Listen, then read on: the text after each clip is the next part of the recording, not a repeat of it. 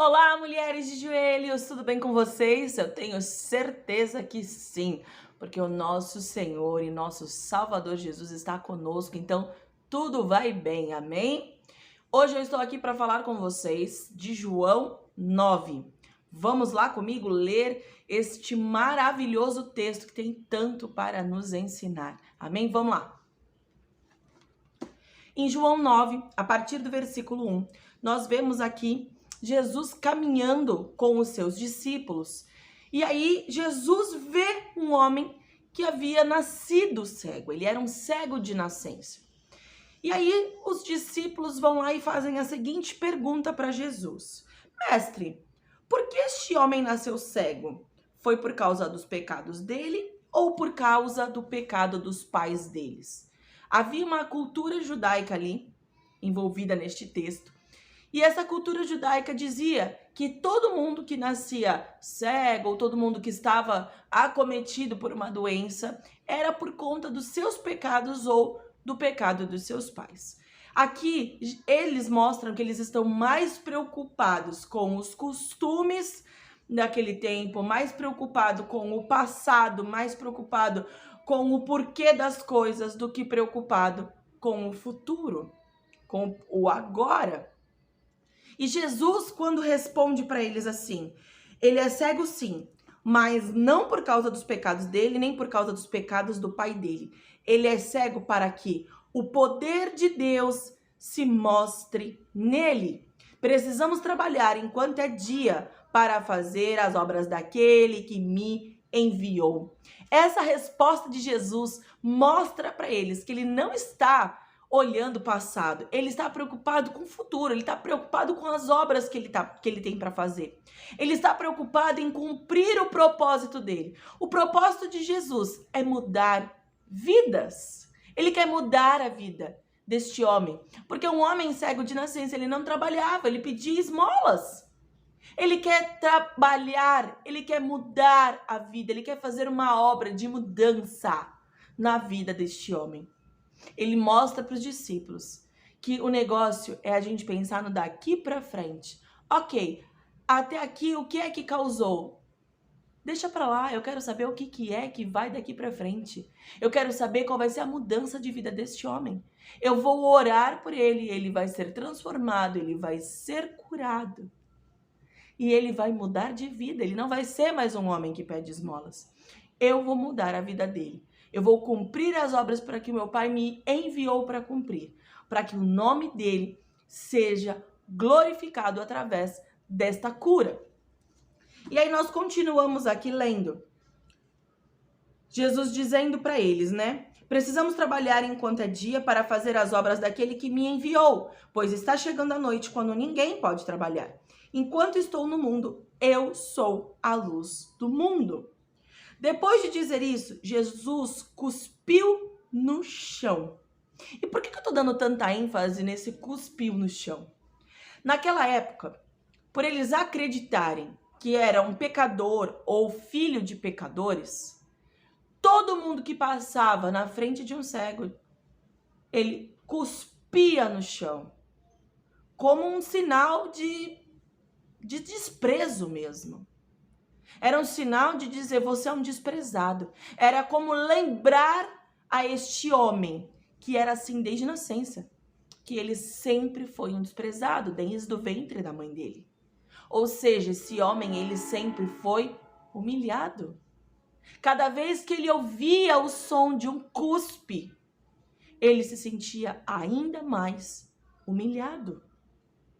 E é interessante, porque Jesus é tão maravilhoso que ele usa justamente este mesmo som para curar.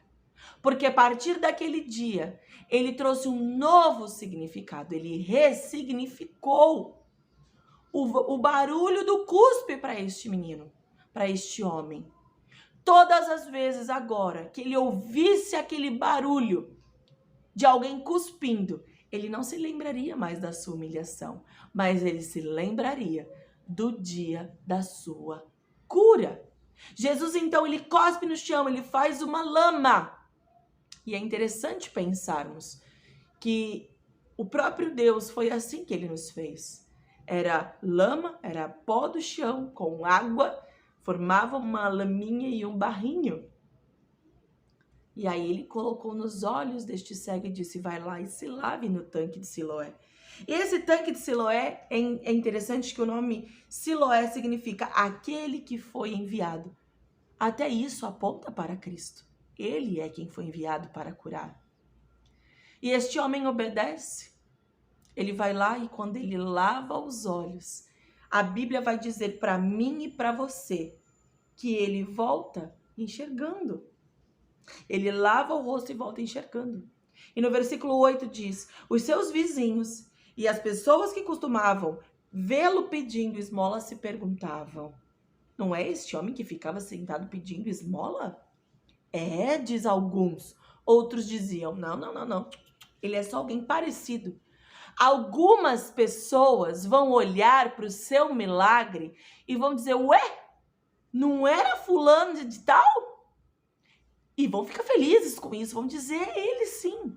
Outros vão dizer, não é possível que esse milagre tenha acontecido, não. Deve ser alguém parecido. Acho que a gente está entendendo errado. Não se importe com o que vão falar a teu respeito. Tem o mesmo posicionamento que esse rapaz teve.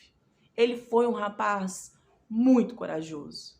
Muitas pessoas que foram curadas por Jesus não tiveram essa coragem. Tiveram 10 leprosos curados. E um voltou para falar com Cristo, para agradecê-lo, para glorificá-lo. Mas este rapaz, ele teve uma atitude linda. E aí ele disse, sou eu mesmo. E as pessoas perguntavam, como é que agora você pode ver? Quando você passa por uma transformação de vida, a sua transformação, ela serve para glorificar o nome do Senhor. E é por isso que os nossos milagres não foram feitos para ficarem escondidos ou em oculto, mas foram feitos para serem testemunhados, porque é esta hora que o nome dele é glorificado. E ele responde, o homem chamado Jesus, ou seja, o homem chamado Salvador, fez um pouco de lama, passou a lama nos meus olhos e disse, vá ao tanque de Siloé e lave o rosto. Então eu fui, lavei o rosto e fiquei vendo. Queridas, o Senhor libera uma palavra, libera um milagre, libera uma promessa sobre a nossa vida. Só que o milagre só acontece depois que nós nos movemos debaixo dessa palavra. Esse rapaz, ele não começou a ver quando Jesus tocou nos olhos dele com a lama. Ele voltou vendo quando ele foi, se moveu e obedeceu o que Jesus tinha falado.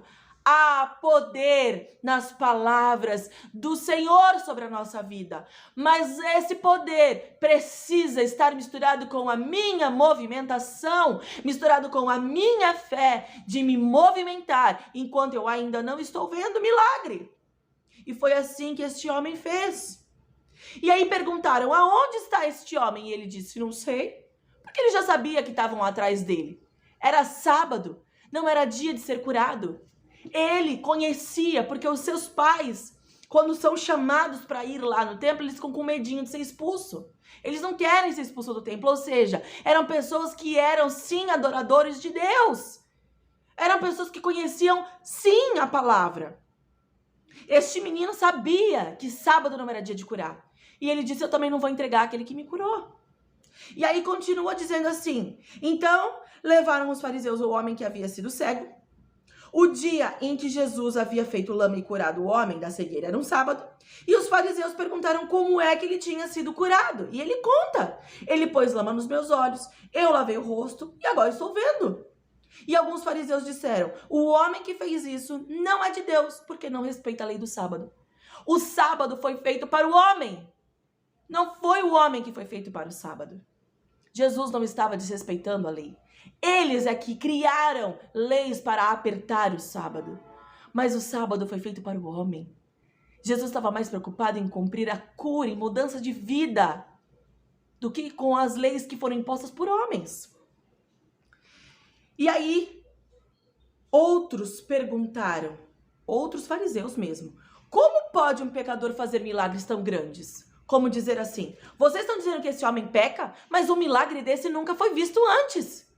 Será mesmo que este homem é pecador? Ou seja, eles estavam divididos. E a própria palavra de Deus diz que quando a casa está dividida, ela não subsiste. Eles começaram a se dividir porque eles começaram a ver que verdadeiramente, pelo menos alguns deles, que verdadeiramente este homem era Deus, que este homem não era um pecador. E aí aqui continua dizendo assim: e por causa disso houve divisão entre eles. Então os fariseus tornaram a perguntar ao homem: você diz que ele curou você da cegueira. E o que é que você diz a respeito dele? Sempre vão nos perguntar: o que é que você diz a respeito deste Deus que você diz que serve? O que é que você diz a respeito desse Jesus? E qual tem sido a nossa resposta? Será que nós sabemos responder essa pergunta? Ele disse: ele é um profeta. Os líderes judeus não acreditavam que ele tinha sido cego. Começaram até a duvidar da cegueira do menino. Chamaram pai, chamaram mãe. E aí os pais foram lá e eles perguntaram: esse menino nasceu cego mesmo? Ele é filho de vocês? E os pais responderam: sabemos que ele é nosso filho e que ele nasceu cego. Mas não sabemos como é que ele pode ver agora, não. E aqui ainda disseram assim, ó, ele é maior de idade, pergunte para eles. Para ele, porque ele que vai poder explicar. Mas o versículo 22 vai nos dizer que eles fizeram isso porque estavam com medo. Eles não queriam ser colocados para fora da sinagoga, né? E aí no 23 diz: foi por isso que os pais disseram: ele é maior de idade, perguntem a ele. Então os líderes judeus chamaram pela segunda vez o homem que tinha sido cego e disseram: jure por Deus que você vai dizer a verdade. Nós sabemos que este homem é um pecador. Eles pedem para falar a verdade, mas eles fazem a afirmação antes mesmo do menino falar. Eles queriam fazer com que ele falasse o que eles queriam ouvir. Mas o menino não se prostra. O menino sabe por quem ele foi curado. Ele teve um encontro com o Messias. É muito difícil quem vê o Messias, quem vê o milagre dele, conseguir dizer não. Tem que ser muita falta de caráter. Tem que ser muita falta de compromisso. Porque não dá. Ele era cego, esse homem mudou a vida dele. E ele responde: se ele é pecador, eu não sei. Mas de uma coisa eu sei: eu era cego e agora eu vejo. Ele está dizendo: eu não sei se ele é pecador ou não, como vocês estão dizendo. Vocês o estão acusando, eu não. Mas de uma coisa eu sei: ele me curou, ele faz milagres. E naquela época dizer que era curado de um cego de nascença, primeiro que era uma coisa de uma impossibilidade, porque não havia sido ainda. Não tinha notícia sobre isso, o texto mesmo vai nos dizer.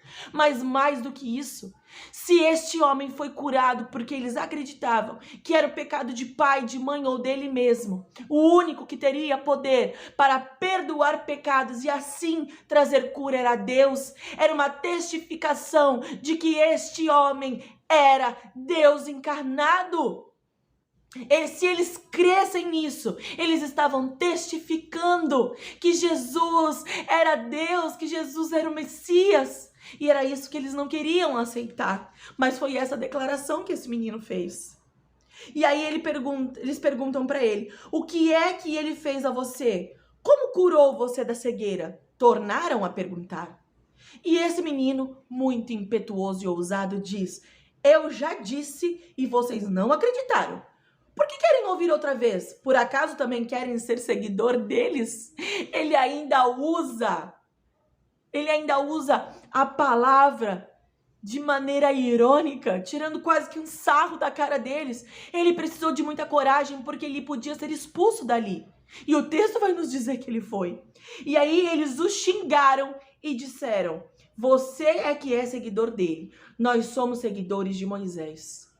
Como é que alguém que é seguidor de Deus, de Moisés e suas leis, xinga alguém porque este o curou? Daqui nós já vemos que não há congruência no que esses homens falam com o que eles fazem. Sabemos que Deus falou com Moisés, mas a este homem nós nem sabemos de onde ele veio. Nós nem sabemos quem da onde veio para onde vai, porque para eles importava mais onde é que esse homem tinha nascido, porque de Belém não podia vir nada de bom, né? Cidadezinha pequenininha, um rei tinha que vir de um lugar suntuoso. Esse era o pensamento deles. E ele respondeu: que coisa esquisita! Vocês não sabem de onde ele é, mas ele me curou. Ou seja, não importa. O que importa são os frutos. O que importa são as obras. O que importa é o testemunho deste homem. Vocês estão preocupados de onde ele veio? Vocês deviam estar preocupados que ele me curou. Sabemos que Deus não atende pecadores, mas ele atende os que o respeitam e fazem a sua vontade. Desde que o mundo existe, nunca se ouviu dizer que alguém tivesse curado um cego de nascença. Se esse homem não fosse enviado por Deus, não teria podido fazer nada. Ele testifica deste Deus na frente destes homens, de mestres da lei conhecedores na sinagoga. E aí esses homens disseram: você nasceu cheio de pecado e quer nos ensinar? E os expulsaram da sinagoga. Sempre vai ter alguém para te lembrar de onde você veio, do seu passado. Mas, queridas, fiquem firmes. Porque a partir do momento que você se posiciona por Cristo, você passa a viver novas experiências com Ele. E assim foi com este homem. Jesus ficou sabendo que tinham expulsado esse homem da sinagoga, foi procurá-lo. Quando o encontrou, o perguntou: você crê no Filho do Homem? Lembrem dos outros estudos, o Filho do Homem quem era? Ele estava falando a respeito dele, sobre a sua divindade, sobre ser o Messias. E ele respondeu: Senhor, quem é o Filho do Homem para que eu creia nele? E Jesus disse: você já ouviu? É ele que está falando com você. E ele disse: eu creio, Senhor. E se ajoelhou diante dele. Ele se rendeu, ele se prostrou, ele adorou. Essa atitude é uma atitude de adoração. Ele reconhece Jesus como seu Senhor e Salvador. Ele faz aquela oração maravilhosa que nós nos rendemos aos pés do Senhor, dizendo: eu creio em ti, Jesus. Ah, queridas, quando nós temos um encontro verdadeiro e real com Cristo, quando nos posicionamos por Ele, não há nada e nem ninguém que possa mais nos parar. Nós nos tornamos imparáveis. Não importa de onde eu vou ser expulsa, não importa quem é que não vai mais querer ter parte comigo, que essas mesas então de amizade se mudem, que eu seja trocada de mesa, não importa, desde que Jesus esteja comigo. E eu vim, Jesus já afirma para ele, eu vim a este mundo para julgar as pessoas, a fim de que os cegos vejam e que fiquem cegos os que veem. Aqui ele está falando de cegueira espiritual. E alguns fariseus que estavam com ele e ouviram, porque sempre tinha alguém em volta dele para ouvir o que ele estava fazendo, perguntaram: será que isso que quer dizer que nós também somos cegos? E ele respondeu: se fossem cegos, não teriam culpa, respondeu Jesus. Mas como dizem que pode ver, continuam tendo culpa. Ou seja, vocês dizem que estão podendo me ver, mas não conseguem me enxergar, então a culpa está sobre vocês. Aqueles que veem ao Senhor, mas continuam sendo cegos espiritualmente, esses continuam sendo culpados de não reconhecerem o Filho de Deus. Mas aqueles que têm ouvido, ouçam. Aqueles que têm olhos, veem. Precisamos ouvir, precisamos abrir os nossos olhos e ver o Senhor e nos render a Ele como esse menino fez. Que hoje seja o dia da rendição, da nossa rendição aos pés do Filho do Homem, em nome de Jesus. Que você fique na paz do Senhor, que a paz que excede todo entendimento esteja sobre a sua vida, em nome de Jesus. E se você chegou até aqui, eu quero te convidar para fazer parte conosco. Digita aqui nos comentários: eu cheguei até aqui, em nome de Jesus. Um beijo para vocês e até o próximo vídeo.